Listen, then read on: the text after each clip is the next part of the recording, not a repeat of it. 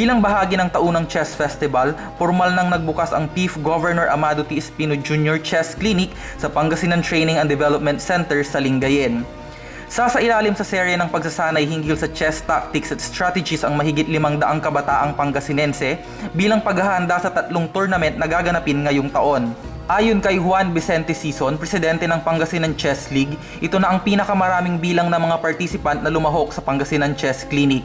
Dumadami ang partisipasyon namin sa ibang lugar, munisipyo ng ating Lalawigan. Sa katunayan, masasabi natin sa Congo, ito na ang pinakamalaki bilang ng partisipasyon sa Pangasinan Chess Clinic. Siniguro naman ni Governor Amado T. Espino Jr. na kahit ito na ang huling termino niya bilang gobernador, ay patuloy pa rin niyang susuportahan ang mga chess program ng lalawigan. Kahit na siguro civilian na ako, I'll do it in my own way para matuloy-tuloy. Kasi nakita naman natin kung paano nangyari. We were never wrong. Positibo naman si Governor Espino na sa taon na ito ay magkakaroon na rin ang lalawigan ng kauna-unahang Grandmaster. 5 years pa lang ito. Nakita niyo yung progress niya.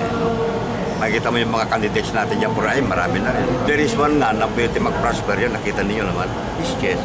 Ito, one proof of that. Ito ginagawa natin, di ba? O kunting tsaka lang, sana kung nasimulan natin noon, marami na sinatang Grandmaster dito. Isa na rito ang produkto ng Pangasinan Chess Clinic na si Haridas Pascua, na 48 points na lamang ang kailangan upang makuha ang titulo bilang susunod na Chess Grandmaster ng Pilipinas. Nagpahayag naman ng pasasalamat si Pascua sa tulong ni Espino. Sa tulong po ni Governor Amado Espino, yun po, simula po ng bata ko kasi siya na po talaga yung nag-ano sa akin. Tumutulong po sa mga panglabas ko po sa ibang bansa, ganyan. Siyempre po kung wala po yung mga sponsor, hindi ko po talaga makakuha yung title. Reginald Agsalon, Pangasinan Watch.